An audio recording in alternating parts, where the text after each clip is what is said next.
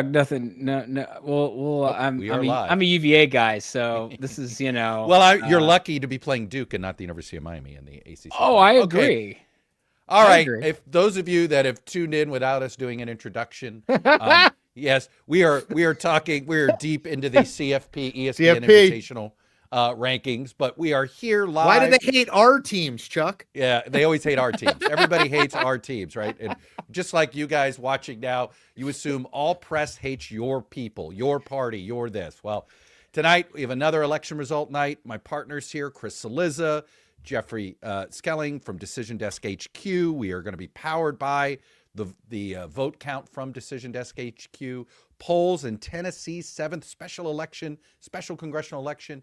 They close in 9 minutes. We will be here for as long as it takes to call this election. And let's be honest, this shouldn't be a very competitive election. But we shouldn't be hosting a live stream tonight. But we decided to because it looks like Republicans hit the panic button about 2 weeks ago. They realized that what happened on election night 2025 was not a one-off. There is a larger problem here for the Republican Party as a whole. They've tried to turn this race into a referendum on the Democratic candidate, trying to paint Afton Bain as sort of out of the mainstream. In many ways, Matt Van Epps is a very conventional conservative Republican, should be a layup, but it is not, Chris Cillizza. The fact that we are talking about this, the fact that we have a live stream tonight, the fact that national media has talked about this is, I think, already a win effectively for Democrats. Look, I'm going to let Jeffrey did an amazing post on this. So I'm going to let him do some of the details on why we shouldn't be talking about this in terms of numbers. But what I will say is, look, if a district like this is even marginally in play, I don't think Afton Bain is going to win the Democrat. I think she probably loses by 5 to 10 points. But the fact that she loses by 5 to 10 and the Republican Party apparatus writ large, the MAGA Inc. Super PAC, Club for Growth, are in for multi-millions of dollars in a seat Donald Trump won 60-38 not in 2020, not in 2016, in 2024. I think that speaks to the way the wind is blowing. Now, we're mindful. It's one election. I get it. It's a special election, but I want Jeffrey talk about, because Jeffrey's breakdown on Decision Desk HQ Substack, I sampled from it extensively in mine. And it was Jeffrey, great. Any chance you could share your screen with that chart on it? Because it's fantastic. Yes. Yeah. The one with like Travis Childers and Connor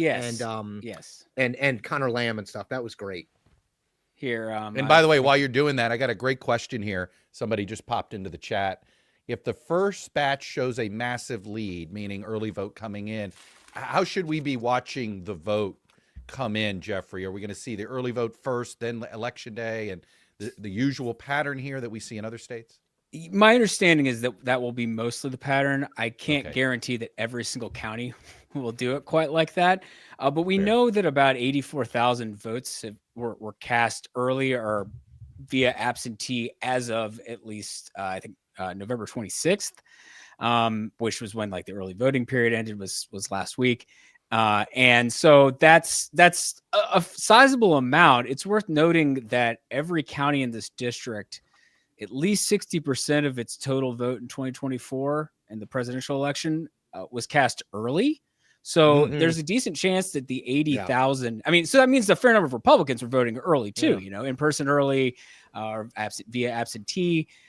Which, by the way, just for people who aren't as familiar, just quickly on that, Jeffrey, correct me if I'm wrong. Typically, we always assume, early vote is going to be much more Democratic. They are much more likely to vote. But you're saying history would suggest that's not the case here. And by the way, Tennessee, one of the first states to adopt early voting. This is a habitual thing for Tennessee. Yeah, they've done it.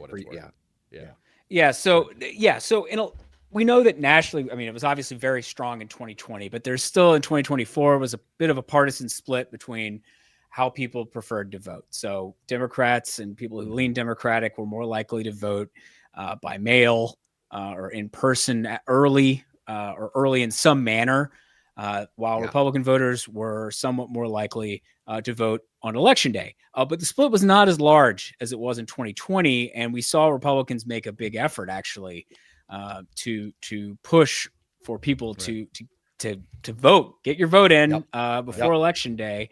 And so it's interesting because in this race with such low turnout, well, I shouldn't say that.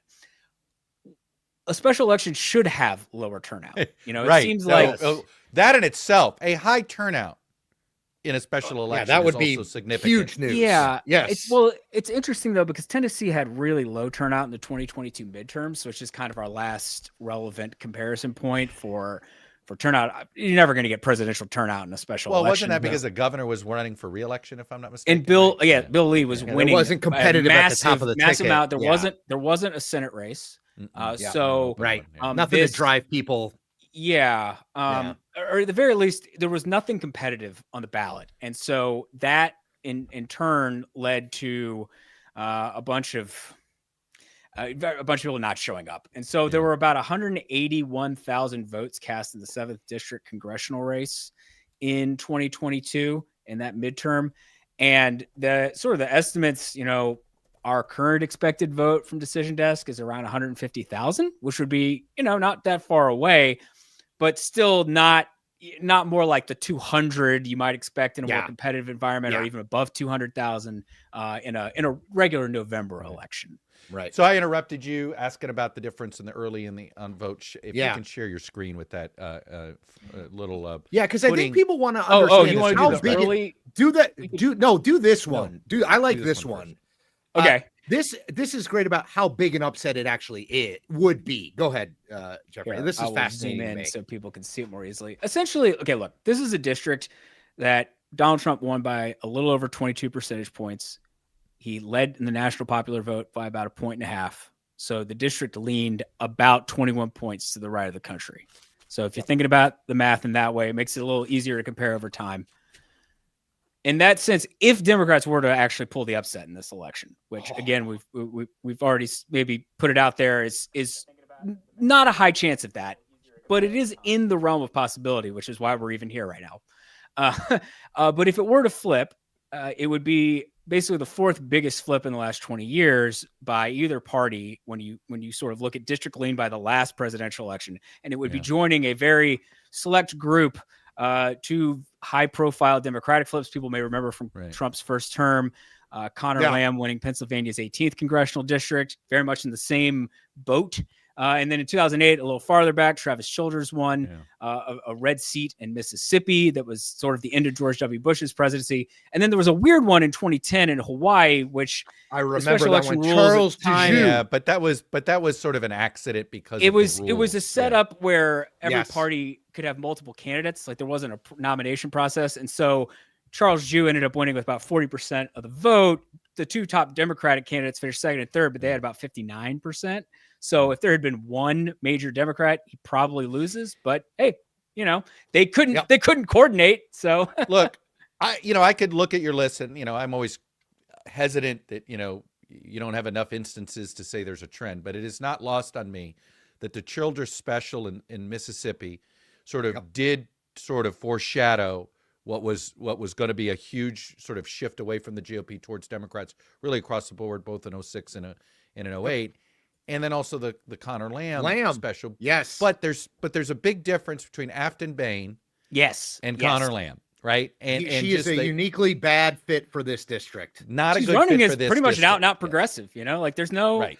she would be if she were to win where you had the Childers example in 2008 or Lamb in 2018. I mean, they were running as very, very center of the party, moderate, trying to appeal to a district that was clearly, right leaning, and Bain is not doing that so much. Well, I think this at is least all in a part, turnout play. Yes. And this is what Totally. makes it, to me, because she's not a good fit for this district ideologically, it's to me that much more of a potential catastrophe for the Republicans. Oh, if they lose this, gosh. If they elect her in that district? Because it means it wasn't about her. It was No. about Trump and the Republicans. That's right. This They was wanted to send a simply message. A referendum. And what is interesting to me, a narrow win by the Republicans also tells me that the good news for them is if they spend enough money defining the opponent and can paint her out of the mainstream, they can do this. But can you do this in 30 districts and in 10 Senate races, right? You could cherry pick a race at a time and pull this off. It's tough once there are a lot of other mouths to feed on the campaign battlefield. And hey, you know what we should do? First of all, I just see it's 8 Eastern, so polls we are are. closed. But we should run. Can we, just for what they're saying about each other, can we run the Afton Bain ad and the Matt Van Epps ad back to back, just so people can see like what the messaging is? Yeah, it will help a lot for it. They're terrific. Yeah. They're good sort of landscape setters. So let's take a look at them. In Afghanistan, the radicals shot at us. So these radical attacks now, piece of cake. I'm a very radical person. On December 2nd, you can stop this radical disaster. The Democrats' radical agenda, opposing tax cuts, pushing higher taxes and higher prices, and new taxes that would crush working families. Tennessee can't afford their radical agenda. I'm Matt Van Epps, and I approve this message because I'll fight for America. Always have, always will. I'm Afton Bain. We all know the system is rigged in Washington. Here's how it works. Politicians make it easy for their rich donors, tax cuts for billionaires, and burying the Epstein files, while hardworking Tennesseans get a rough ride by cutting health care for Tennessee families, doubling health insurance premiums, and tariffs that hurt our economy. I'm Afton Bain, and I approve this message. Vote early to shake up Washington.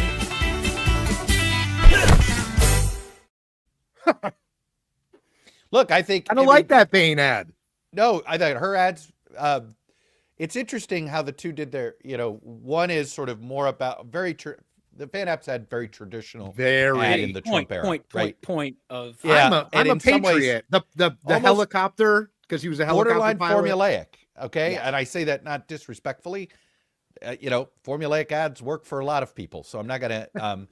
And she's trying really hard to say, "Hey, look, I'm one of you," right? Or my only question about that, Jeffrey, is it an ad like hers with the the metaphors are cute and all that stuff?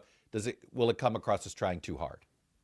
Yeah, it could. I mean, it's one of those things. Like, I'm sure that ad. I mean, I don't have an accounting of this because that would be hard. It's a more to do, watchable ad. That's for I'm sure. sure that it's gotten more free coverage because people were like, "Oh, look at this fun ad," and this, Right. and even local coverage probably of like Afton Bain with this interesting ad. All of that. Maybe it gets a little bit more of that free coverage that is really great for a campaign when they kind of strike gold with the right kind of ad. But I do think that the Van Epps ad is interesting for a couple reasons. One is how it opens. The radical shooting at us. Not, in my opinion, it's subtle, but I think it's not hard to look at the recent events, the assassination of Charlie Kirk and a lot of the rhetoric, obviously, on the Republican side of the aisle in the aftermath of that regarding political violence, and that leftists are attacking us, and you're running against somebody who is viewed as on the left, toward the left of her party. And so trying to tie those things together is I think an understandable approach, especially in a red district where you're trying to just gin up even base level Republican turnout, because if you do, you'll win. First results starting to trickle in. If we want to share, we might as well share the screen that has the results coming in if we can. I can do that, or Chris, you can do that. Yeah, I can do it. No, I got it. Give me one sec. However you want to do it. It's one of the more. It's one of the counties furthest. We've got a couple counties in both Van Epps counties. Hold on, I'm doing it. Lauren, I'm doing it this second. Let me make it a little bit bigger. Okay, Lauren, we should be good. We should have it there. Yeah. So I mean, very little, but if you want to scroll down actually a little bit. Yeah, dude. Chris, you scroll down a little bit, you see the map. You can see the map. Yeah. Where it is? Can you guys see that now? Yeah. I mean, by the way, like classic, I was literally just doing a thing. For people who don't know, I'm at the University of Illinois. Chuck and I's mutual friend, Colleen King, is a professor here, runs a great program. I don't know if you can see over my right shoulder. That's Chuck Todd right there. And I was just who has been here. And I was just doing a talk and somebody asked about redistricting and gerrymandering. And I was like, man, like, look at this district. Like it's the entire north-south of the state. Like, right. And this isn't even a terribly drawn district, but just remarkable. Hey, did you guys catch what Tim Burchett, who's a Tennessee Republican, said about this race and about redistricting in general? Because what's interesting about the Tennessee map, Jeffrey, and confirm this, but is what they did to Nashville is what, for instance, Republicans in Indiana want to do to Indianapolis, or what we've seen in the past, what Utah tried to do to Salt Lake, which is you take the bluest part of your state and you make it a spoke, right? And you try to just slice it. So they distributed Nashville essentially to 3 different congressional districts in order to get rid of a Democratic district that was in Nashville. It worked, except every district is in this 57 to 62% Republican area, which means in a special like this, a little movement all in one direction suddenly makes the seat competitive. And what I think what Congressman Burchett was trying to get at is that, hey, you know, what the Republicans could end up inadvertently doing is allowing a wave to develop and put more seats on the table with this redistricting. Is Burchett right about this, Jeffrey? I mean, I think it is a genuine concern. If you actually want to, Lauren, not to keep flipping between screens here, but we still don't have that many votes. But if you wanted to flip over to mine, I actually have a map up of Nashville, or the Tennessee congressional map. And you can see Nashville is cracked, as they say in redistricting gerrymandering terms, is cracked across 3 districts. So Nashville, before the 2022 election, before the 2020 census redistricting process, was all in the 5th district. It was basically almost entirely Davidson County, which is very Democratic district, always elected a Democrat. Blue dot. It is a blue dot, and now increasingly red Tennessee. Tennessee has moved to the right more than almost any state in the country, actually, sort of in the last 20, 25 years. And so Republicans, understandably, looked at that and said, well, we have pretty safe margins around this in the neighboring districts. So why don't we turn the 5th district into a clearly red leaning seat and pick that up? And so they did that by putting part of the 7th district, which is the orange one here, and part of the 6th district, snaking them, not even snaking. I mean, snaking would be thinner, in parts of it, right? So in the end, you get these 3 districts. And so the 7th, the thing with the 7th is that it's a 60-38 Trump district. And so that shouldn't be in danger. Again, we've said that already. However, if you have a special election with lower turnout and you get, this will be kind of fun. You get all these blue voters right over here. Yeah. Yep. Up at a disproportionately high level when Republican turnout is comparatively lower in the rest of this sea of red out here. And maybe even get some more Democrats from the Clarksville area, which is basically the only other notable source of Democratic votes in this district. That's in Montgomery County, which is the other big vote source in the part of Davidson County that is in the 7th. That could create, a close race. So I'm definitely interested to see what percentage of the vote we get out of those 2 places, because at least in the early vote, and I will switch over to this now, at least in the early vote, the Nashville was decent. So this is a comparison of early vote in the 2024 election and early vote in this election. So you're comparing apples as a percentage of the early votes cast. You have these 2 lighter red. There's Montgomery with Clarksville, and Williamson, which is a suburban county just south. It was also split in half.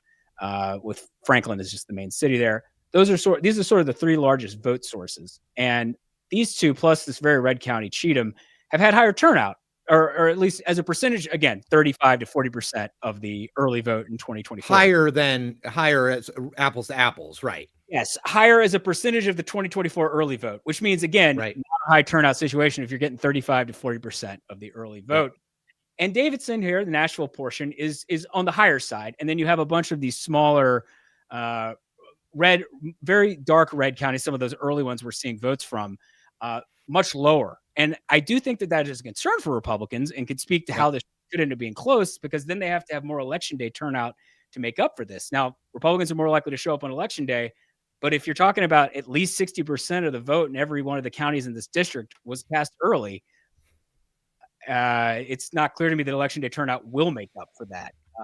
I was just looking too. By the way, just to keep in mind, in 2024, I was just looking at this. Just in Nashville and Davidson County, the Democrat beat Mark Green, who's the Republican who resigned to start some business. He hasn't really shared. So weird. Yeah, weirdly it's shady. So shady the way There's that an he entire, announced it. I'm not saying it is shady, but we have the no way he idea. announced it couldn't be shadier. It was the whole thing was weird, and it seems like he waited to resign until he had signed some deals. I mean, it's one of those where if we were living in another era, this would be a scandal. In the Trump era, it's a blip, right? By the way, Tennessee congressional delegation may be the worst congressional delegation, just in terms of like people and scandal.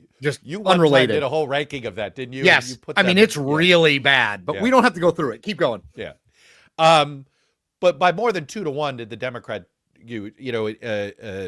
I'm very curious to see. The Democrat got 48,000 total vote, right?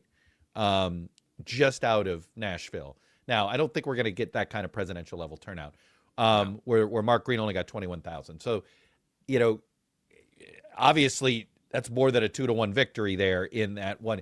I just don't know if there's going to be that enough. Like where else does she have to do well, Jeffrey, besides winning in Davidson County by a landslide in order to pull this off?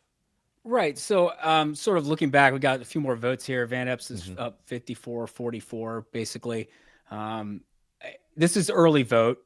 There were about 19,000 some odd early and absentee votes in Montgomery County. This is where Clarksville is. And I said it's the only other spot where a Democrat could conceivably carry the county, basically. And if Bain is having a good night, she would. So this number looks good for her on its face. However, she's only up by about 3 points, and that's most of the early vote. So if the election day vote is more Republican leaning, I think knowing what we know about the district coming into this, we sort of expected Bain to need to probably win this county by a point or two to have a shot. Yeah. So the big question is how blue or how red is the election day vote? If the election day vote is as red as we sometimes see it, that is good news for Van Epps. If it is a little less so, or even bluer than you'd expect because of just this being a weird election, maybe Bain has a shot. So it's that, I think it's getting that, and just obviously keeping these places not as red. It's all about margins. And so, in a place that Harris lost 75-25, can you lose 65-35? And by the way, just to add one other piece to it, given what Jeffrey just said about same day voting and Republicans needing people to turn out same day, weirdly bad weather in like in Nashville, at least I just looked it up. It is 30 degrees and all day was a snow, sleet, rain, cold mix. So, like it's a special election. It's a Tuesday. You gotta really care, you gotta really want to get out there and vote. And I would say, look, one thing that we learned when we did this, I mean, the last time the three of us were together on this 2025 election, right? Democratic base voters are very fired up. Republican base voters are not. And that, I don't know that plays out. This may wind up not being the case, but like weather matters. If you're, if you're like, I don't know if I should vote. I don't know if it's December 2nd. If you even remember it's an election, you're not too focused on Christmas and it's cold and miserable and you're an older voter, get in the car and drive. My mom does not drive in bad weather. Right. I mean, so it's like, and her definition of bad is it's raining, you know what I mean? So like, I just throw that in there. Cause you're right though, Jeffrey, they do need, they need same day voters to get out there today and vote. Yeah, another county just looks like it reported a little bit. There will be more early vote from this county, Humphreys. So I don't expect that to stay blue very long. Just in case people were watching and being like, "Oh, look, a blue county," because knowing that Davidson's over here and that's the big drop that we're all very interested in. But thinking about this district on the whole, what I wanted to cut to was thinking about this Emerson College poll, which was the only nonpartisan public poll we had in this race. And, one survey, don't take it to the bank. You're right. You go to war with the army you have, not the pollsters that you want. And I've got my issues with Emerson. Emerson's fine, but this is not By the way, on Emerson. You put two N's in fine there. You're like, it's fine. No. I'm very happy Emerson pulled it because otherwise we wouldn't have. We'd be totally blind. Right. We'd have nothing. Yeah, we'd have nothing. So it was great that they pulled it. So along with the Hill, they pulled the district and they found Van Epps, the Republican, up 48-46. So that's tight. And if it actually is like 2-point margin, this is going to be an interesting night. But I think what's telling, and this, regardless of how close or off the poll is, there are some numbers within that I think told a story, which one was Democrats were amped up and more motivated to vote because the recalled vote of voters in that poll was 54-41 in favor of Trump. But this is a district he carried 60-38, which means likely voters were a more Democratic leaning group. And so part of that is more Democrats are animated and are making up a larger share of the electorate. And there's also some degree of maybe a little bit of Republican deterioration. And that's because Donald Trump, among likely voters, his approval rating was basically split in the poll. It was 47% approve, 49% disapprove, again, in a district that he carried 60-38. And so this is like, if you're looking for the conditions where you could have an upset in a district like this, that's the kind of thing you're looking for. Lower presidential approval, including in a place where, sure, he's in the low 40s nationally, but he's like, just hovering around 50% in a district he won 60% in. That's meaningful. And then you have, lower turnout election, maybe animated, energized Democratic voters make up a somewhat larger share than we would expect in a higher turnout election. Yep. Hey, I believe our guy Jaron from Kalshi is on the line. If we can, bring him in. There he is. Jaron. Hey, my friend. We saw that the numbers already went from 91% to 92%. So prediction market's improving for Republicans. And hey, Lauren, Jaron, before you start, Lauren, share my screen because I've got the Kalshi market up on it right now. Let me make it a little bigger. Go ahead, Jaron. Go ahead. Oh, yes. No, I was saying, again, thank you for having me. Glad to be back. So the markets have been, moving actually quite dramatically in favor of Afton Bain. Look at that, Chuck. Look at that drop. Holy cow. Wow. You see it? Nothing like a few early drops to convince people to go the other way. They're shorting Matt Van Epps. Yeah, they are. Yeah, and looking from the early vote, she is doing in a lot of places, around 20 to 25 points better in terms of like the margin. And I do think this is the early vote that has come in. And I think, if this was the sort of final percentage in a lot of these places, she would be probably in a very good spot. This would be probably a very close election, but she had a very good shot. The bigger question, is sort of what was election day turnout like? There was not a ton of data. There was some anecdotal reports that it was quite high in certain parts of the district. And also how much more Republican are those voters? We expect them to be, more, or at least less Democratic than the early vote, but we have no idea how large that shift will happen. So I think once, one of these counties goes from, 50% to 100%, then the markets will really start to consolidate around both the winner as well as what margin.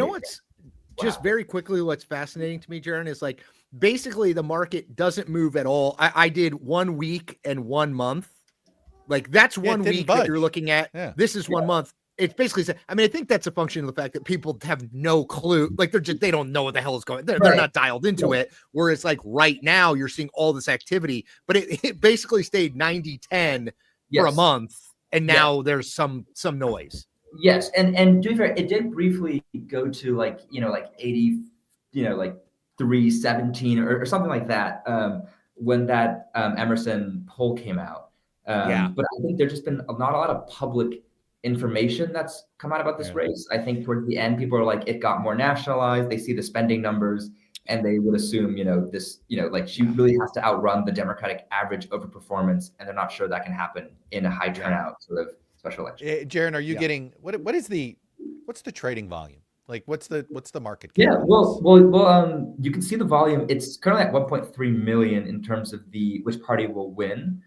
Which is quite good for, a congressional special election. Yeah. And then the margin of victory market is doing around, 700,000. And there's a turnout market. It's probably less than that. Mm-hmm. But in total, you're looking at, probably we're looking at least 2 to 2.5 million in volume traded on a single congressional special election. And, obviously next year in the midterms, not all the districts will be competitive, but there will probably be, a couple dozen competitive districts that could see similar or higher levels of volume, at least hopefully. Hey, Jaron, what's been the movement? Oh, sorry, Chris. No, not at all. I was just going to say, you know, like political betting in this country is still in its infancy. The fact that, like, I know it's a high profile election and people are inveterate gamblers, so that any action you get into it. But man, it is a lot of great college basketball tonight. I'll be honest. I was going to say, surprised it's like Chuck Todd betting on Maction games, Tuesday night college football games. No, go ahead, college basketball. Are you aware of the lineup tonight? We got ACC, SEC. I think it's Duke, Florida tonight. And some interesting. Well, are you following Georgetown, UMBC tomorrow night? Because that's the one I'm typical focused on. Georgetown. Yeah, well done. Jaron, I'm curious, what are you seeing simultaneous movement? You know, the market I'm most curious about to see impacted by tonight's results is the Democratic Party's chances to carry the Senate. Because to me, that's where you would see potential. Like, if we're going to see a blue wave, then suddenly to me, it's the market that they win both the House and the Senate that might show some movement. Have you seen much movement lately in that market? So that is a good question. We have not seen a ton of movement in that market recently. The House market moved quite dramatically after the Virginia and New Jersey elections. Right, I noticed that. Right, it went from like less than 60 to now over. The Senate market went up like 3 or 4 points. I mean, it went up for the Democrats, but not by a big number, right? No, it's not. It's still around 70-30 Republican, and I think that speaks to the difficulty of the Senate map. Right, where if you apply the Democratic vote for performance in Virginia, New Jersey to the House, you could get easily like 230 plus seats. But if you do that in the Senate, you might still fall short in some of these like states like Alaska or Ohio that they need to win. Right. I think in those states, you really need for the Senate map to move. I think first you need to know who the nominees are. In states like Alaska, I think. So if they get a better recruit, if they get Mary Patello in Alaska, that number changes. Sharice Davids in Kansas. Sharice Davids in Kansas, that number changes, right? Stronger people help a ton. Ken Paxton in Texas. Right, exactly. Well said. On the reverse. flip side here, correct. Depending on who the GOP nominee is. I mean, Paxton could very well win, but yeah. Yes, weaker recruits obviously help, but in Texas, the big question is, will Jasmine Crockett run in the primary, and that would throw into things. But once you have the lineups, right, I think then that market could move based on who's the nominee, and then as you get more polling and fundraising numbers, that's when I think if there is a blue wave that starts to materialize, then the Senate map will start to move because again, even if Democrats win one of Ohio, Texas, Alaska, they're still not there at the majority at 51. They need 2 of those. So there is like a much higher bar to flip the Senate than the House. Yeah. I sort of look at it as I think it's the best bargain on the board is Democratic chances of winning the Senate, because the beauty of your markets, right, is you don't have to wait till Election Day. I believe this is something that you're going to see hyped up over the next 9 to 10 months. Right. And what is sitting at 34 cents might be sitting at 42 cents. That's a pretty good return on investment. You just have to, they don't even have to win. You just, got to know when to hold them, know when to fold them. That's true. Jaron, am I selling you well, Jaron? Am I selling this well? Because that is what, I mean, that's the beauty. Jaron's like, no, wait. You're supposed to just stay until the end. But that's keep betting. In all honesty, I can't tell you how many times in regular betting I'm like, man, I was right about the market on this. I was ahead of the market. And if you're just holding a bet slip, you don't get to take advantage of that. That's but right. If you own it as a share, you actually get to take advantage of you being ahead of the curve. Exactly. I mean, you're allowed to enter, exit at any point in time in our markets. Right. And that's why I think a lot of people, people are asking in the New York City race, why are people still buying, and Andrew Cuomo, like when he's at 8%, like, do they actually think he's going to win? And, part of my answer was they might think that like a poll or some, data point will come out in the week before the election that causes his odds to spike. And they did to like 15% briefly, and then people, exited. So there's a lot of reasons why people are entering markets at certain points in time. They don't have to hold till the end. Just, Jaron, one other quick thing that I noticed. Let me go back. I actually did this myself. Hold on. I took this off because this is my screen we're sharing. But okay, the Senate control one. Hold on, let me find it. it's fascinating, like the movement. So here it is, like it basically doesn't move at all, and then you have some movement around the election, and then it goes back to this is reverts. too broad. It goes, but it reverts, right? Like here's a month, like it just doesn't, like it doesn't really move. But events move it a little bit, but then it kind of goes back, like here's the election, right? Like here in here, and then it kind of goes back to 70-30. But to Chuck's point, if you're day trading, and my guess is there are people, I mean, Jeremy, you probably speak to this, but there are people who probably do this. Yeah. You could buy it and sell it real fast and make a profit. Oh yeah. Absolutely. Like, there are people who hold till the end. There are people who look at arbitrage, who bet on, if for example, there's like a poll that's about to drop, maybe you can what that poll might say, and then the markets are quite reactive to polling. Sometimes they like overreact a little bit, and then they sort of, fall back down to after people fully digest what the numbers mean beyond the top line. So like there are people who can definitely, if you know the pattern of the markets, arbitrage off of that as well. I don't want to say the name of this other organization, but do you monitor that other organization in the trading range of that? Don't give them brand recognition. Are you always curious if there's a huge gap, which right now there is? Yeah, like the Vegas sports books. Right. No, I definitely will like check. Sometimes out of curiosity, I did not know there was a huge gap at the moment.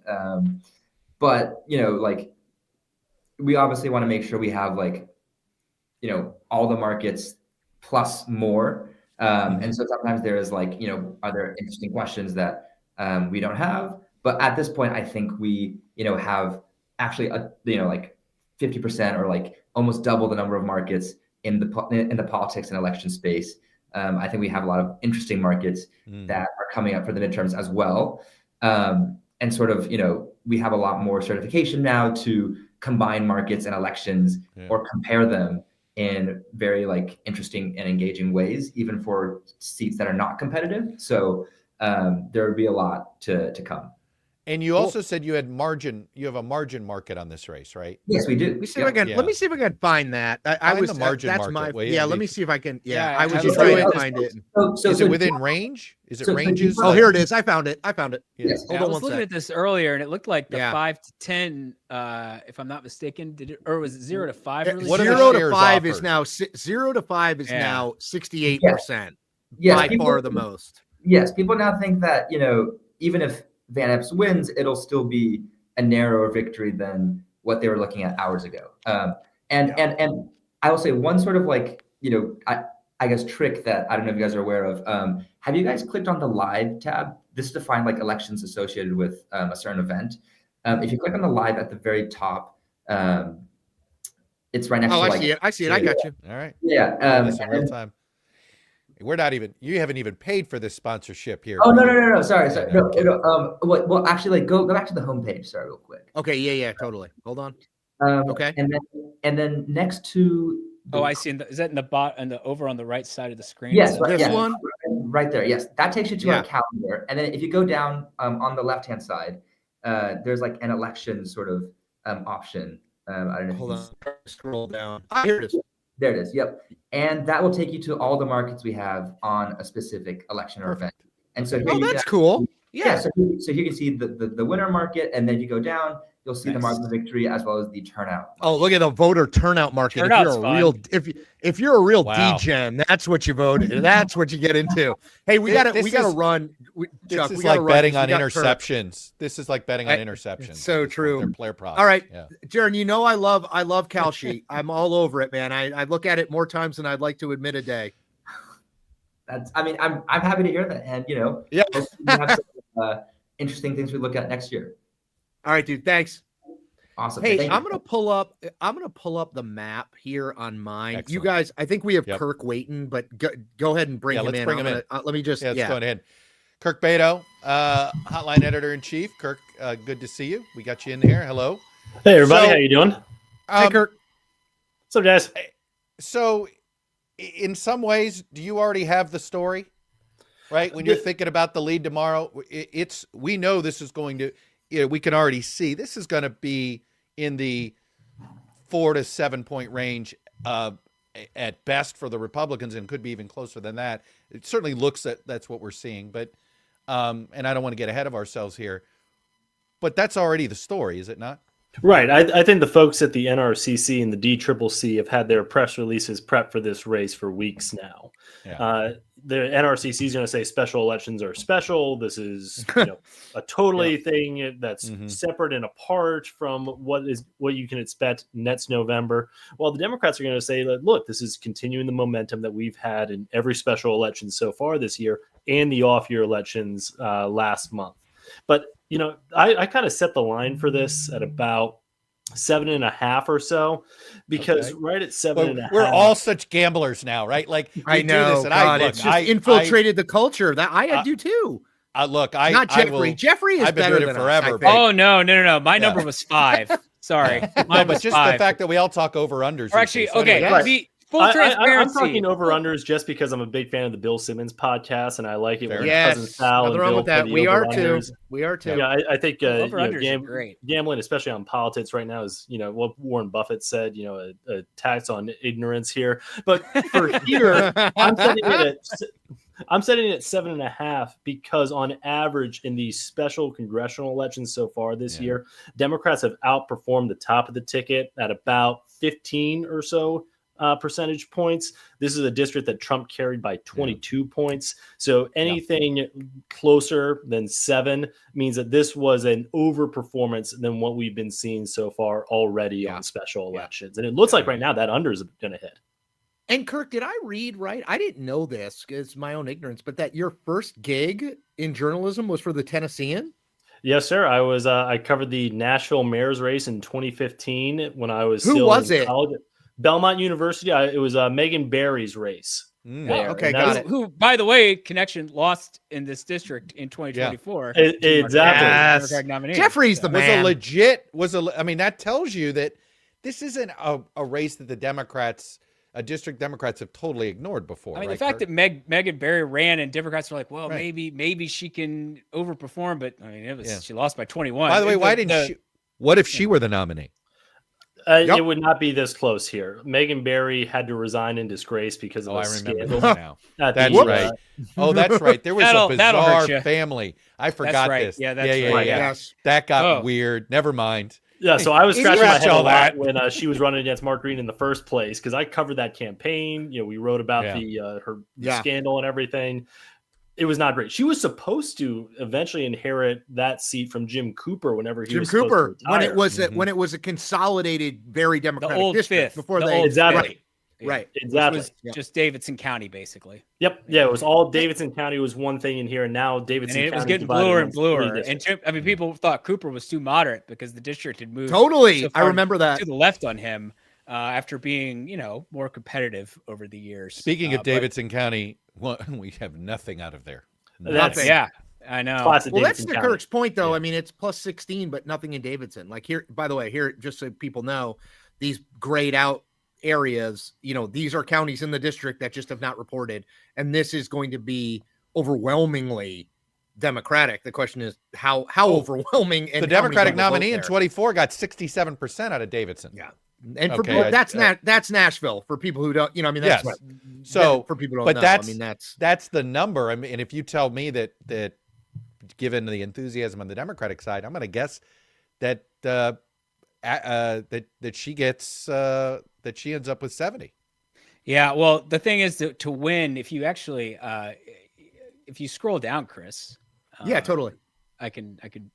Yeah, we've got the where do you number want there. Scroll down a little. By the way, there is. Look at that. Finally, there it is. Oh, baby, there we go. That's what Speak it into existence That's here. what she needs is something Plus more 70. along those lines. Oof. She needs, based on sort of our targets for like a 50-50 race, which By the way, that below flipped this, the and we entire overall number. We can look at this in a second, Yes. but Bain needs, if you scroll down, she needs to probably win Davidson by like here it is. 57 points. See on these targets, see the little line. If you're running to the left of it, you're doing better. The Democrats doing better than the target for a 50-50 race. And if the dot's to the right of the line, the Republicans doing better. So again, this is where like the turnout question and just how blue and Davidson, Nashville turns out to be is a very important deal, because you'll notice it does seem to be the one that is about the furthest distance from that target She's doing line the right now. She's over. It is early That vote doesn't mean drop. she's going to win, because Yeah, again, this is there's early the vote. election day vote and all this other stuff. Jeffrey, but do we it's- see, is every first drop early in Tennessee? Do we assume that? I mean, that's my understanding is Yes. that these Okay. are, and I was looking at the counts like in Montgomery County, and it was basically it was the exact same number basically of early votes that I knew were cast there. So Jeffrey, you're right. It's all early vote here. You know, I spent a lot of late nights in the 111 Broadway in the Tennessean office, just refreshing the all the election results there. What I'm really curious about, look, this Davidson County is where former Vice President Kamala Harris came out for a Get Out to Vote rally for her in her first, post presidential campaign appearance. You know, Steve Cohen, who's the only Democrat in the Tennessee congressional delegation, really Memphis. he really for those. poo-pooed that. He was saying Harold that, Ford Jr.'s old district. Yeah, it was stupid to have her come out there, that he would have preferred a more moderate to campaign with her. Obviously, Steve Cohen did not volunteer his moderate services to campaign with Afton Ben, but it seems to at least galvanize voters in Davidson County. What I'm really going to be watching here in the next little bit here is those Williamson County numbers. That's the suburban area. That's Brentwood. That's Franklin. And Chuck, you and I have talked about this in the past, but that's that area of the state where, if this was somewhere like Kansas, for example, it's almost like the Johnson County of Tennessee, where there's a lot more college-educated folk moving in there, very a lot affluent, more wealthier people moving in there from outside Nashville. Right, but what my friend Brad Todd will tell you, because I've been having this debate with him. I've always said, he's a Tennessee native. Many of you know him. We're not related. We're brothers from other mothers. Love Brad. What he will say is, he said, look, a lot of these Nashville metro area transplants, right? These people that were not native Tennesseans that have moved into the area, they've moved from, he goes, you really notice it on Saturdays in the fall. So he goes, when you drive into these neighborhoods, they have Ohio State flags, Michigan flags, Wisconsin flags. They all moved from the Midwest to Nashville and to that area. And he says it's usually due to taxes, right? It's like they're moving from states with taxation. Tennessee is a no-tax state. So he said that's why these new residents haven't turned the area as blue than, say, all the New Yorkers and New Jerseyans that have moved to North Carolina and to Charlotte and to the Triangle. And they have, right? That is a much bluer area now. Now, I'm waiting to see that develop. I mean, it does feel as if Nashville is moving in the same direction, just not as fast as the Atlanta suburbs or the Northern it's Virginia more suburbs. Nashville proper, and it just hasn't quite happened, if it will even happen, to the peripheral counties around Davidson. Right. But Davidson proper has definitely moved a lot to the left. It's just sort of unlike a place like Atlanta, as you pointed out, or Charlotte, or the Raleigh Triangle area. Some of the counties on the edge of the main county, like Wake, in where Raleigh is, or Mecklenburg, where Charlotte is. Mecklenburg actually might be a little bit of a closer parallel here, because actually the counties around Charlotte have not gotten as blue, or have not gotten lighter red to the degree that the ones around like the Triangle have in That's North true, Carolina. which so is maybe why North Nashville and Carolina Charlotte are continues actually to be what it is, right? Maybe they're a more interesting parallel, but Charlotte's bigger. So, Republicans, they did just redraw, two of the congressional districts in North Carolina. And there were some, I know, at least in the election Twitter universe of people drawing maps, there were some pretty ugly versions where people tried to crack Mecklenburg and Charlotte across red districts. But in the end, they obviously didn't try to do that. But it's sort of the same idea. You have a lot of red turf surrounding a lot of blue turf, but there are more people in Charlotte than there are in Nashville. I want to, Kirk, just ask you about, I'm fascinated about how Afton Bain became the nominee. I mean, she is clearly not, like, if you had to draw up, when we did this live stream in Virginia on election night 2025, we were talking about how Abigail Spanberger is like the exact candidate, like north of Richmond, former CIA, moderate voting rate, like exactly what you draw up. Afton Bain is not what you would draw up to make. She is not Childers in Mississippi from 20 years ago. She is not Connor Lamb from Pennsylvania, who pulled off similar upsets. How does she wind up at, I know she's in the state legislature. Like, how does she wind up as the nominee? But I've known Afton for a few years now, and I've covered her before she was a state lawmaker. She won her race in 2023. She comes from the activist and progressive organizing background. And I think what benefited her the most, and what she'll point to very readily, is the infrastructure that she's built up through that organizing background. Talking with a lot of Democrats in Tennessee in these final few weeks here, they were also very hesitant about, especially her more progressive background, how open she is on social media about her more liberal beliefs. But one thing that they had to concede was that her ground game is just incredible. That she is organizing door knockers, that she is organizing get out the vote. She is going. Sounds like what we heard about Mom Donnie. Yeah, exactly. I mean, she's connecting with a lot of people. And I think beyond from what's going to happen today, no matter how the dust settles out here, I think her campaign is going to inspire a lot of different Tennessee politicians in the Democrat Party to step up here. Because before this, it used to be kind of a set mold of what type of Democrat would run in these races here. But I think Afton is going to inspire a lot more people from different backgrounds to try and throw their hat in the ring here. Now, they might not have the same infrastructure that she has, but you got to remember in the primary, she got outspent pretty handedly by her opponent, by her Democratic opponents there. There was Darren Copeland, who is a local political strategist, pumped, I think a few $100,000 of his own money into this race. Hey, Lauren, would you switch it to my screen, because this was pertinent to what Kirk is talking about. Great. Which is the primary result. Yes, thank you, Jeffrey. No, Jeffrey, why don't you run through those there? Because I think her seemingly underperformance, like she didn't win a whole lot of these counties outright here, but it was that organizing effort she had everywhere that kind of overcame that deficit. That's exactly it. I mean, she only carried one county, and that was Williamson, right? But she finished second or third in a lot of places in a four-person race where 28% got you the win. That thing, you had a lot of candidates who were locally strong in certain spots, but then Vincent Dixie, for instance, carries Davidson, another state legislator, carries Davidson, finishes not outside the top three everywhere else, basically nearly. It's that kind of situation, and obviously Copeland did well, I bet, in some of the peripheral TV market kind of situations, maybe because he had a little bit more money and spent on ads. But I think he was the only candidate on the Democratic primary who actually got on TV. On TV, there you go. Yeah. And so Bain, is that all that's all Nashville media market, Kirk? So it's not cheap. Yeah, it's not cheap at all, and that's why he had to pump all that money in. Yeah. Yep. But in the end, Bain won a super. I mean, you had four candidates hovering around 25%. I mean, that's amazing. She got less than 9,000 votes, and she became the nominee.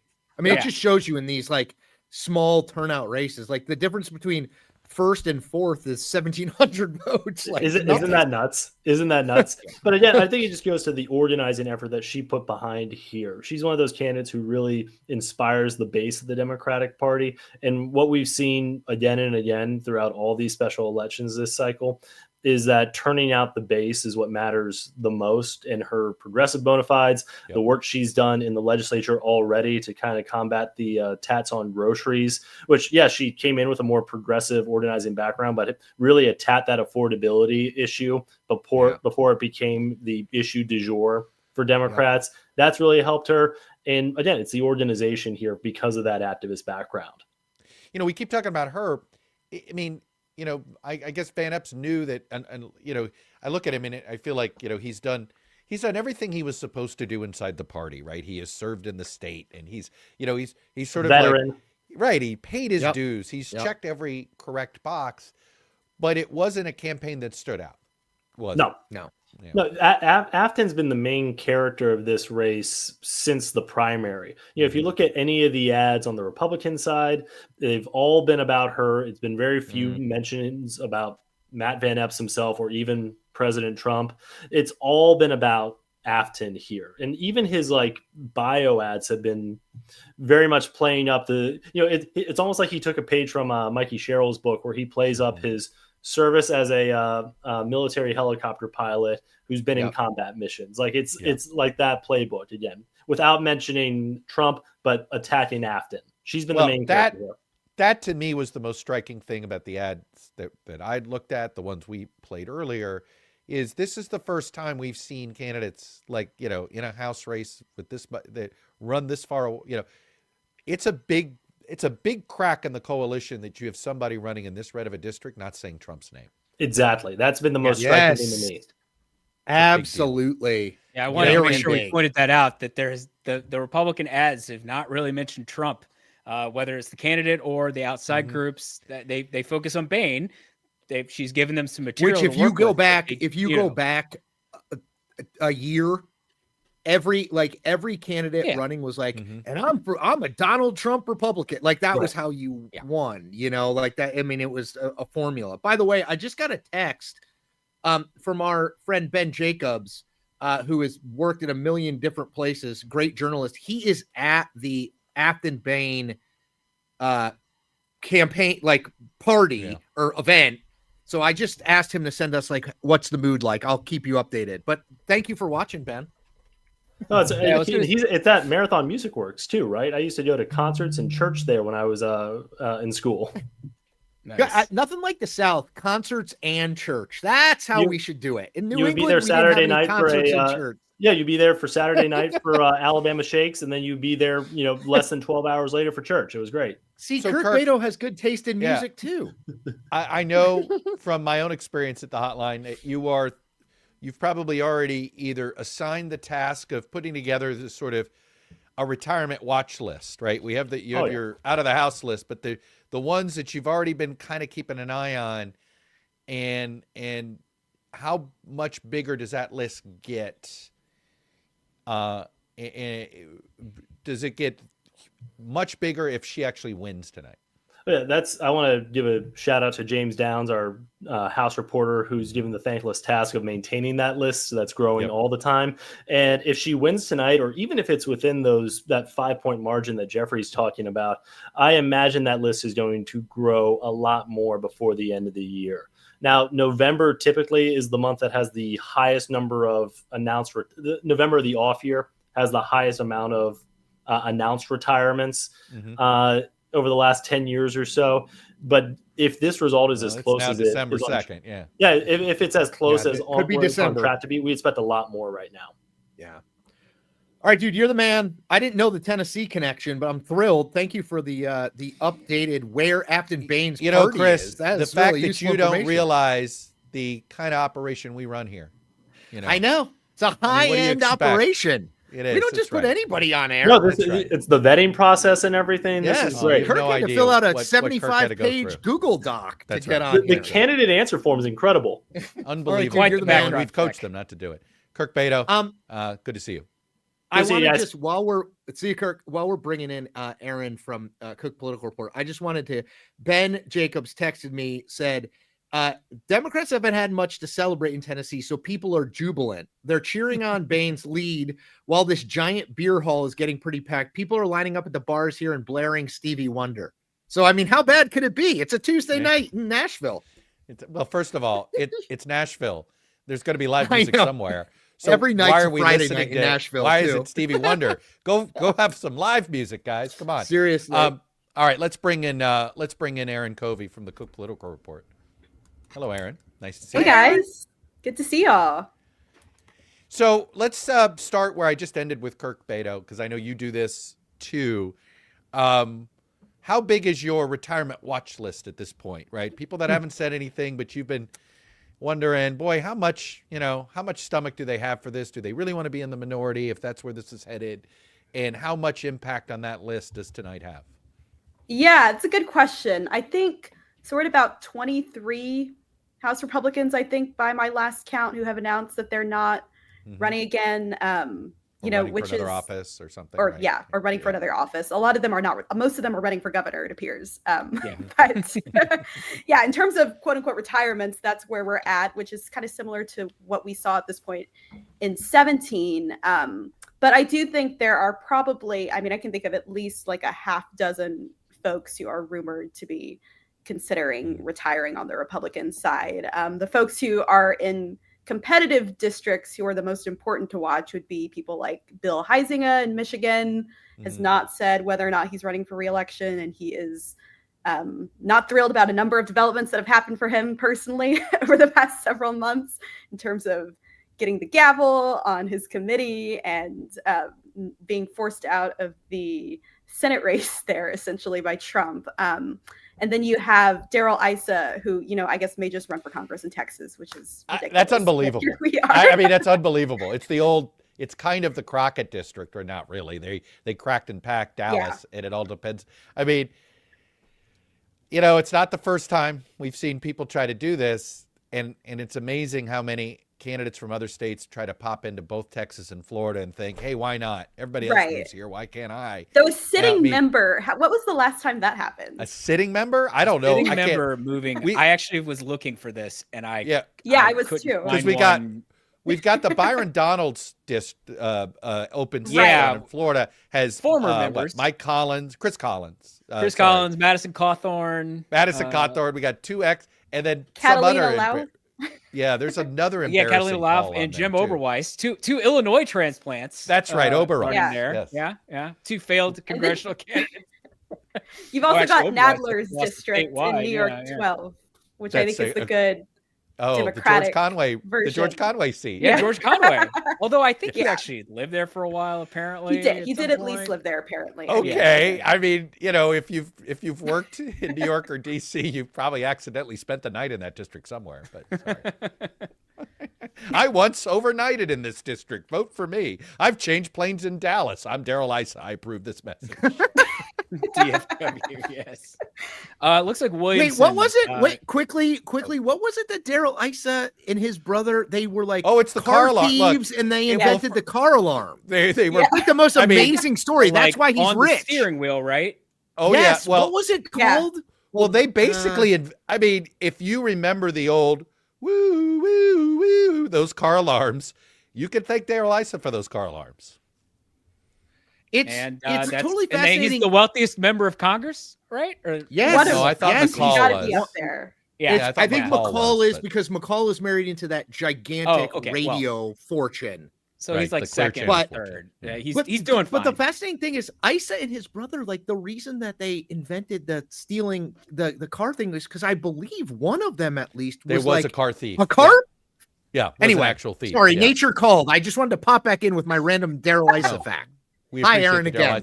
Hi. Yeah. Aaron, back to you. Sort of the big shift here. Look, while you were talking, we got some Williamson County in, which is the third sort of the third most populous county. And here it is right there, Chuck.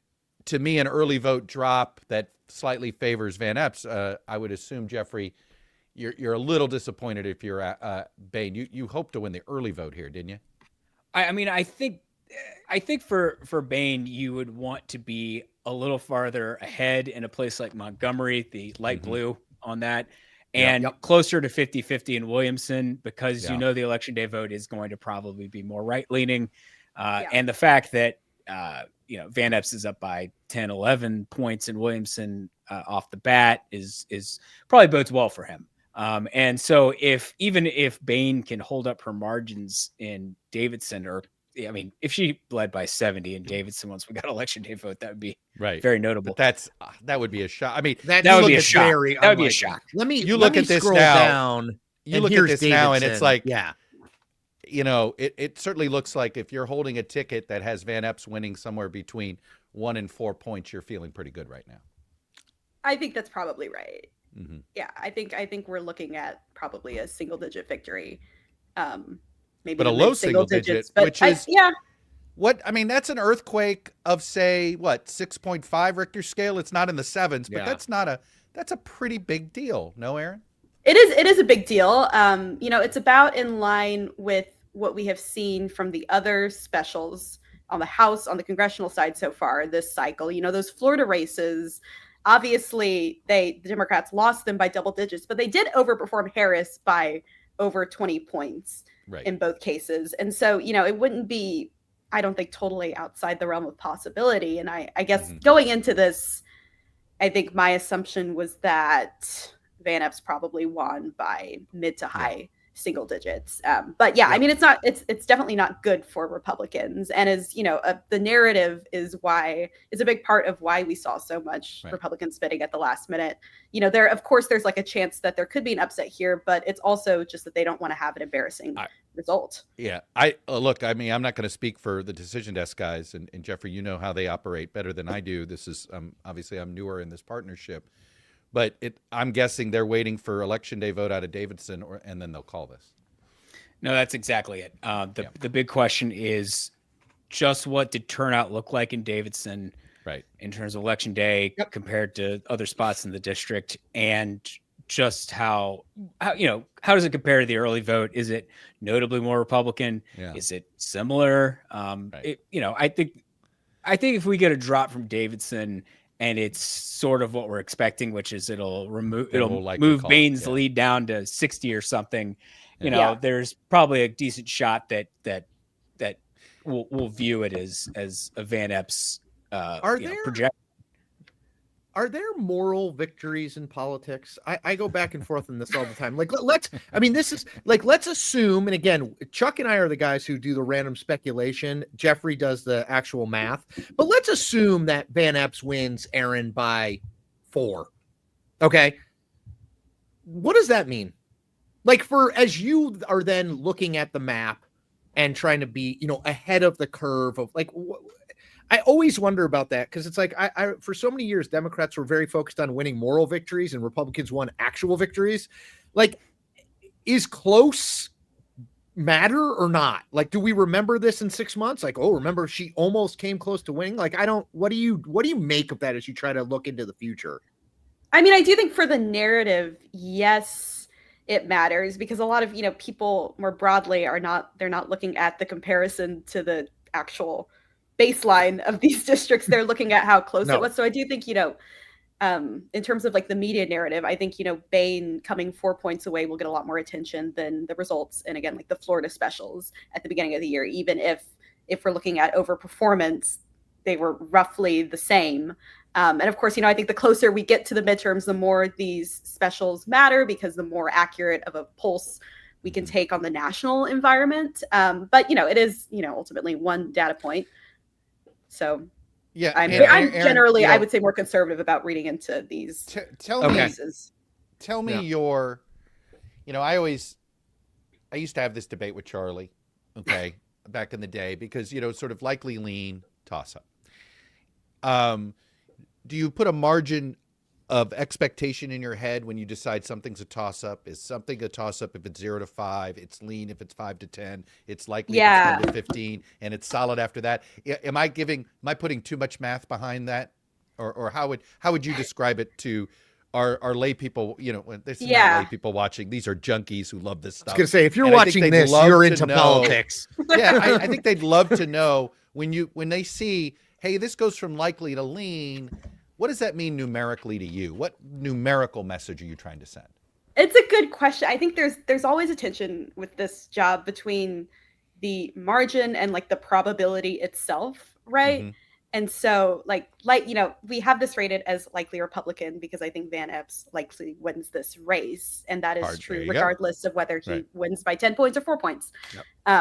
Yep. But it does, I mean, in terms of the optics, it doesn't matter. And if we have a race in solid where the candidate who we had in like solid R, the Republican, wins by 4 points, that is not a great look on our part, and probably means that we like missed some signs leading up into it. But I think we don't have like a hard, I would say, margin. I will say in terms of like, if at the beginning of the year when we're setting these ratings, what we're mostly looking at is of course the most recent election results. And if like a race was like within like 3 points, that's kind of like going in toss up automatically, roughly. There's exceptions there, but we don't have like having worked for the Cook Political Report. It's like all good things, a little bit of art, a little bit of science, put it all together. Right. I think that's just the reality. That's how you do it. That's how it works. No, and it's one of those that I'm it was always if you think a race is going to be close, but you always are, like New Jersey's a great example in general. It was always going to be a 3 or 4 point race in general, not New Jersey governor most recently, but back in the day. But you always knew the Democrats were going to win. And you're like, but if the race is going to be a 3-point race, do you really want to put it in lean? Shouldn't it be a toss up? Like, how do you assess a race like that, Aaron, where you know it's going to be close, maybe Iowa Senate is a good one, right? Where you just sort of know, but there's a high floor, low ceiling for the Democrats. Yeah, it's a good question. I think Iowa Senate we have currently in likely Republican. Mm-hmm. I do think I think we can be a little bit more nuanced about it the more data we have. And when we're talking about a special election where there have been 3 public polls, there's been some private polling as well. But, we don't have a lot of data points to look at. Right. And so I think, if it looks like the Republican, if I feel relatively confident the Republican is going to win, I think that is a likely race ultimately, even if I think, okay, maybe the Republican wins by 5 points. But, I think with the Senate race, the closer we get to it, we'll have a lot more data. And if we're seeing, okay, like consistently, this is within the margin of error, a Republican should win this, but it is close, then I think that would be like a moment where we would maybe shift it into lean. So let's talk about how big is the House playing field? Yeah. Great question. What is the Cook Political Report's view of competitive races? And I assume anything at likely or less essentially is in the competitive column, right? Yeah. I mean, we can, sometimes we define likely races as those with the potential to become competitive, but roughly in terms of when we're talking about the battlefield, I need to pull up my ratings because I was gonna say, Lauren, if you want to pull up my screen, I actually can have. Yeah. By the way, the 2 markets, Kalshi and Polymarket, have both gone to 99% for Van Epps because I think the New York Times put out an estimation. Yeah, they do. They have an estimate. Yes, they put an estimate. The needle. And everybody you guys saw it. It was just like they put out an estimate, and it was like goodbye. Everybody was like, "Shoo! I'm gonna quickly go buy some Van Epps." Right. So you could just look at the estimate there to see that. There you go. Just go to the source. So how many Aaron, it should be the map up there. Yeah. Right. Thank you. So you got 18 seats in toss-up right now. Skews much more towards Republican. And then, I think we have currently at this point, the overall playing field is like relatively split even. But, I think with a lot of these races, if we're looking at the fundamentals, like in this likely Republican column, for example, you have a number of seats that are like Trump single digits. And if we start to see polls in these places that show that these races are going to be close, then those will start to shift into the lean and maybe toss-up category. So you have 18 in toss-up. How many in lean? I'm looking at here is another 12 in lean. Another 18 in lean. 18. 10 lean Democrat, 8 lean Republican. So 36. Oh, I see. Okay. I mean, if we're talking about like the just like the straight presidential numbers, the playing field is obviously smaller, as y'all know, than it was in 18, because you have pre-redistricting, you had 3 Republicans sitting in Harris seats. You had another, I believe, 10 Republicans. Right, it's very sorted. The map is yeah. very sorted. Yeah, there's just not that many. Right, but that's also because Democrats are only 3 seats away from the majority, and so for a good night for Democrats doesn't look like them flipping 40 seats, but of course they have a much higher floor than they did. Yeah. In 2018. I would say too, like I'm with Aaron that conservative is probably best when we come a special election in December, right? All these things. But man, like if I'm the National Republican Congressional Committee and that Ashley Hinson open seat in Iowa, like after this election, I don't love that one. I don't love the Fitzpatrick one in Pennsylvania. Do you know what I mean? Like it's like I'm not saying they're going to lose, but if I'm Brian Fitzpatrick, I'm more nervous. Right. I'll give you one than I was a month ago. I'll give you one. If Mike Turner decides not to walk. Totally. That's exactly the kind of seat. Dayton, you're sitting there going, he's a perfect fit for it. But what if he's not there, right? Yep. Yeah, totally. Or if Corey Mills is on the ballot in Florida 7. That's another Right, way if to- Corey Mills Maybe is that on the maybe ballot. that district is more interesting than Yeah. you'd expect. Yeah. Right. And aren't they going to redistrict in Florida Yeah, too? it does. They are. It sounds like DeSantis is playing a call, or in the spring, right? I think was the last I heard. Yeah. I don't quite Although I'm understand not the really timing sure of about that. the timing with that. Yeah, it's because. Yeah, and how I are you think going to it do seems the like- map and the primaries and? Well, The they have a primary's late in August. primary. They Yeah, have so a they primary in Oh, have August. time to do it. But what the problem is, I guess for them is that they're sort of, it seems like, waiting for the Supreme Court to rule on the Voting Rights Act. Which That's what he Which is said. probably not gonna Actually, happen the until governor said that he June. wanted to wait. That's to going to know be if- at the end of June. I early don't Basically. July. understand. Yeah, I how don't. right. Who knows? He wants. I guess if they do happen to, if there is an outside chance that they could, of course, issue a decision earlier, but Yeah. most folks I've talked to don't think that's going to happen. Yeah. This is where I don't get into projecting things.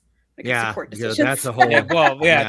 Talk about opaque. I don't think Yeah. you want to go into trying to nail down Well, exact timing. No. See, this is where I find. Lauren, can you? This is Lauren, where I can find you the do me a prediction favor and Pull up markets. my screen just so we have the same. Yeah. I want to just put the results up because we have more of Williamson in now. Go ahead, keep going, Chuck. Sorry. Yeah, no. This is where I find the prediction markets, like when on those Supreme Court rulings, to be. It's like you're just taking a poll of what people think, not necessarily because Totally. unless Right. some clerk of the court is who's up to write the opinion is sneakily that is.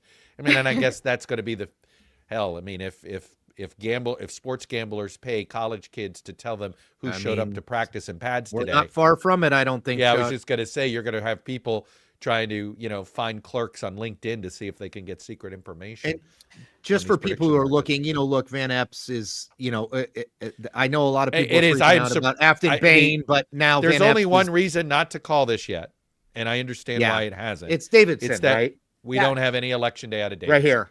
This And is still if the for- early vote there, That's right? right. Right. Never Jeffrey? mind. We just got it. I was We just I was called it. waiting for the thing because I had just gotten word from folks that we were going to project it from Matt Van Epps, and really I think what did it is we don't have the election day from Davidson yet, but we got more out of Williamson and Montgomery, which Yeah. is the second Yeah. or the third and second respectively. There's largest vote Williamson. centers. He's up 18, 19. And so the election day vote was building out the lead, and in Montgomery, which is where Clarksville is, Yep. that was Bain probably needed to carry that narrowly to have a shot. Yeah. And now Van Epps is up by 4 with the election day vote starting to come in. So it's just sort of the path for her has probably narrowed to non-existent essentially. Yep. Yeah, I so mean, that's why we Davidson will come in projected it. at this point. I mean, Davidson could make it close, and I was just going to say, Wait, it's likely but to have make we it. done- 5-point margin? Jeffrey, only a have we 4-point done our margin. cool graphic and the whole thing yet? If Geez, we're we need to do the cool graphic. we need to do the that's Lauren, like my we need to favorite do part the with the graphic. music. And the Yes. There we go. Aaron, welcome to our welcome to our Wow. show. I live for that. That gets me going. That does. Sad when we just have one result, though. I Yeah, we know. only get to do I that know. Well, we're thinking about Jersey City Mayor. You want to stick around for that? Did we Yeah. prep? Hold on. Let Let me just get while we're here. Jim McGreevey is going, I think, to lose. Just for people Okay. like former governor of New Jersey, he made Not it into a looking good. runoff. Yeah. He's gotten 2,334 more votes than me and Chuck, who are not on the ballot. Fair enough. So, Fair enough. Yeah. Aaron, thank you. Yeah. Thank you for sticking a little for longer too. We appreciate having you. me on. Go Yeah. check out the Cook Political Report with Amy Walter. I used to work there. It's where I got my start. It is amazing. They Yeah. now have Chuck. You realize how many people they have? there Aaron's now? also It's like hot. it's like a Oh, I- I'm well By aware. the way, My Like a my old posse. colleague Carrie Dan is the managing editor. You're Yeah. like, man, It's This is such a- unbelievable. it was literally Charlie putting his It was finger a in the mom wind and going, pop "Yeah, operation okay, back just- in the no, I'm day." just kidding.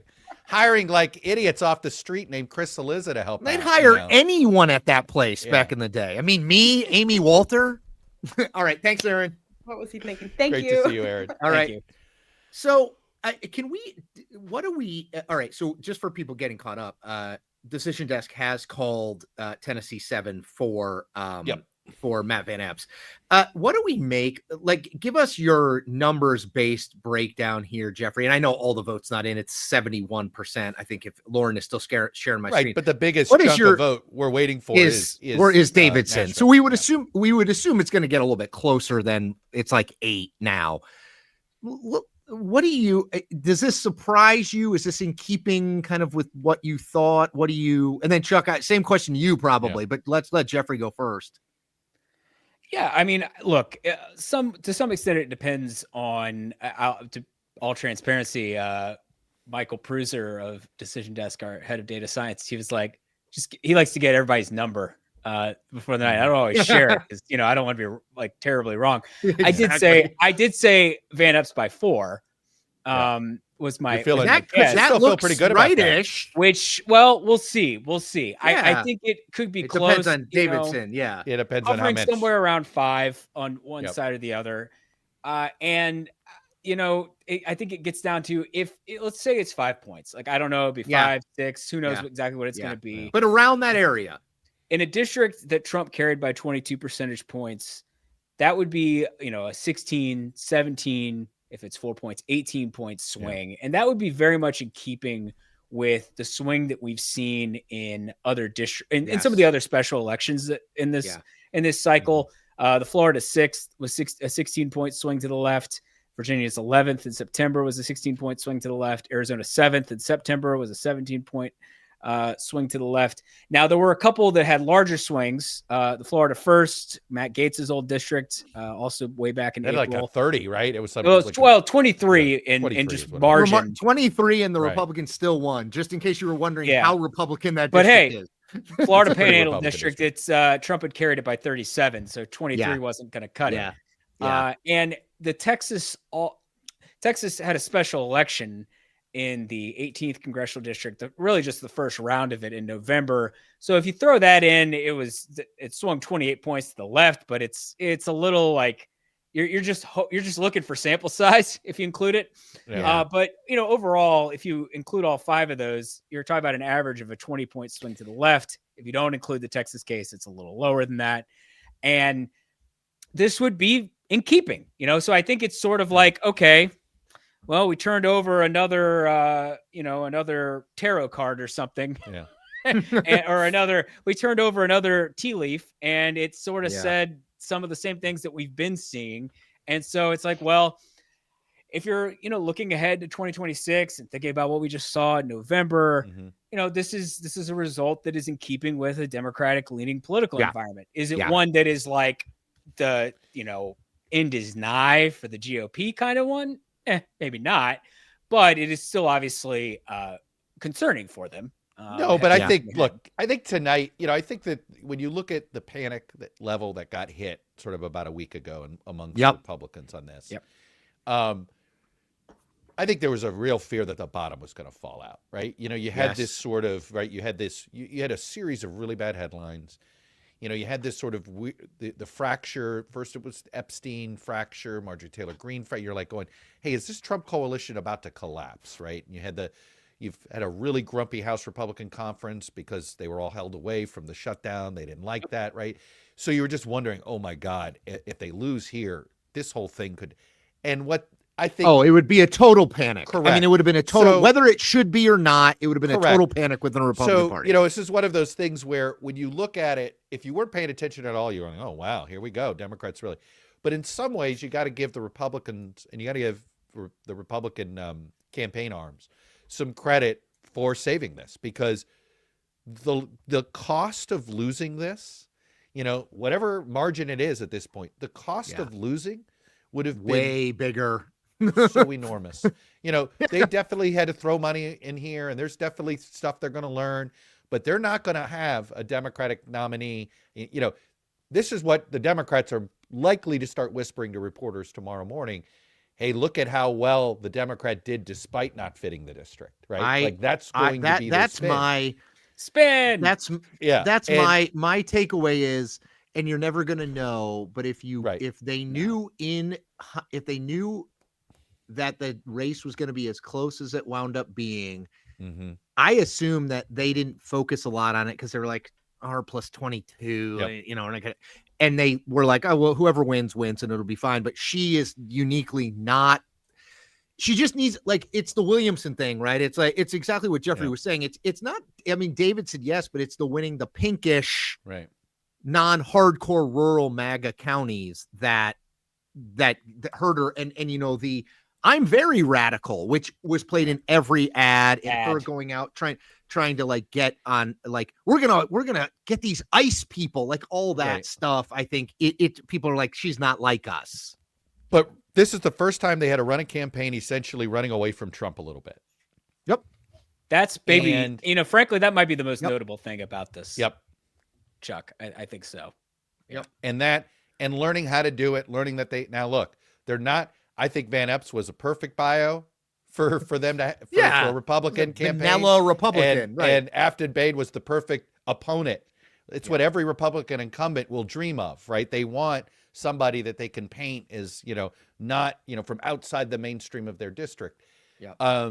So I think that's one of those, it literally will depend on what eye you're looking at these results on, right? If you're looking at it through your left eye or your right eye. Yep. We did get a few more votes. Yeah. I'll scroll. Yeah. I was gonna say we got a few more votes from Davidson, if we're just thinking about margins in this race. And so it's now at about 6 points. Yeah, it's floating between 5 and 6. Yep. With three-fourths of the vote in from Davidson now. But still, at this point, it looks like probably like 40% of the vote left, 35% of the vote left is from Davidson. So yeah, I mean, it's going to be in the mid-single digits. I'm not sure. Yeah. I'm not sure which side of 5, but it's going to be in the mid-single digits. I will say this: I think the turnout is remarkable for a special election in December. Sorry, I find that remarkable. Over 120. We're going to have 130,000, 140,000 votes. Yeah, so you figure with Davidson, you're going to be over in a congressional special. 40-ish. Jeffrey, you've seen it might be 150 in the end. How many special congressional elections have we seen where the turnout didn't even break 100,000, right, in total vote? And there weren't only 22 shopping days until Christmas. I mean, that seemed like a uniquely bad time. I actually would like to go back and do a closer look at this, but I do think special election turnout is higher in recent times, and I think that may just be a reflection of all election turnout. Has been higher in recent years because I've said this about Donald Trump. Whatever you think of Donald Trump, he has really engaged the democracy. That's turnout machine for everybody. Have gone exactly. He is. It's funny if you're forced to pay attention, then more people will pay attention and vote. Yep. Yeah. All right. I got to get on the road. I got to drive to. I'm in Champaign, Urbana. I got to drive to Indianapolis. I am thrilled we could do. Can I just say thank you to all the people behind the scenes, Lauren and Nasa, who helped organize everybody at DDHQ, who helped. We basically decided yesterday to do a full operation here. So huge credit to everybody who did this and everyone who tuned in. Look, this is my favorite thing to do. So I hope it's fun for people who watch. I've enjoyed the comments here. We've had really smart commentary, really dumb commentary too, but there's really smart commentary as well. I've tried my best, frankly, to monitor it and guide some conversation so that we're kind of responding to the conversation, to the reasonable conversation that's being had online. Oh, so, shut up, Chuck. Sorry, I was just trying to mimic the comment section. Yeah. Oh, sorry. I was just, you're right. I was just reading. Actually, he says that to me, whether the comments are nice or mean. That doesn't. So what we'll do here is for the next hour, Jeffrey and I are going to break down the ACC tiebreaker situation and I'll try to explain to America. Guys. UVA, we did it. We made it to the ACC championship game, and it was totally legit. There's no question marks. Yours are legit. Yeah. Look, I just think Notre Dame deserves that. I just think Notre Dame deserves that last spot. That's how I feel. And I think the ACC commissioner is doing a great job. Impeach Jim Phillips. Do you realize that rage bait is the Oxford English Dictionary word of the year? I was like, isn't rage bait 2 words? But that's a whole other thing. But I'm just rage baiting. The ACC tiebreakers could be a source of rage bait. In fact, that is true. Oh, yeah. Look, I only say this half in jest. I think if Duke wins the ACC, it's a fireable offense for the leadership of the ACC. Yeah. It is a fireable offense if they don't get a single participant into the playoff. Chuck, I'm a UVA fan, and I know how this goes. We very well might blow. I petrified of you guys. It's uniquely possible. You guys UVA-ing this up. Don't UVA it up, man. On Duke. So now Duke's like, well, we've played you once. Maybe we'll play better the second time around. Anyway. All right, guys. Y'all. We will see you. Hopefully, maybe by the Texas primary. Who knows? Maybe we'll throw in another special if one gets close. Who knows what else will come down the pike. Thanks to everybody who listened. DDHQ rocks. Support DDHQ. Also Chuck and I, but DDHQ is doing amazing work. Thank you all. Thank you Bye, very guys. much. Thanks, everybody. You guys have a good one. All right, You got it. take care.